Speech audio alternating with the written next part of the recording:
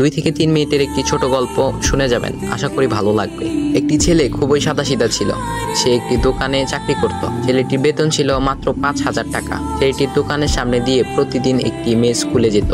মেয়েটি প্রতিদিন বোরকা পরে যেত, কিন্তু প্রায়ই মুখটা খোলা থাকতো।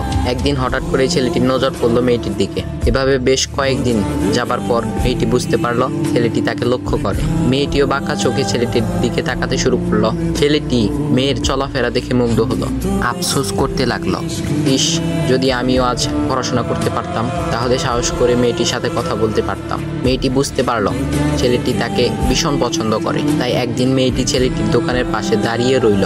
তখন ছেলেটি দুপুরের খাবার খাওয়ার জন্য দোকানের বাইরে আসে। সে চায়ের দোকানে গিয়ে 5 টাকার একটি রুটি খেয়ে পানি পান করে আসতে লাগলো। তখন মেয়েটি তার কাছে গেল। তুমি ভাত খেলে না, রুটি দিয়ে পেট ভরবে? তখন ছেলেটি মেয়েটিকে দেখে অবাক হয়ে গেল। তখন ছেলেটি বলল, আমি ভাত খেলে আমার মা, বাবা আর ছোট বোনকে কি খাওয়াবো? মেয়েটি শিক্ষিত, তাই অল্পতেই বুঝে গেল।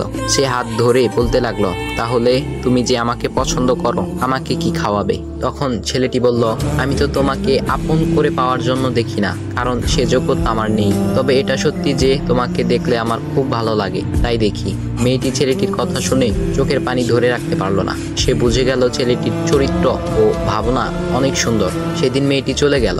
বাসায় গিয়ে রাত্রিবেলা মেয়েটি অসুস্থ হয়ে পড়ল। পরে তাকে ডাক্তারের কাছে নিয়ে আসা হলো। বলা হলো মেয়েটার 2টি কিডনি নষ্ট হয়ে গেছে।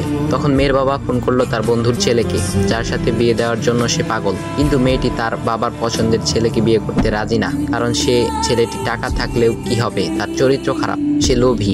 এদিকে মেয়েটির কোনো লোভ ছিল না। যাই হোক, হবু জামাই আসার পর তাকে সব খুলে বলল, তোমার থেকে একটি কিডনি খুলে আমার মেয়েকে দাও। তুমি তো বলছো আমার মেয়েকে তুমি অনেক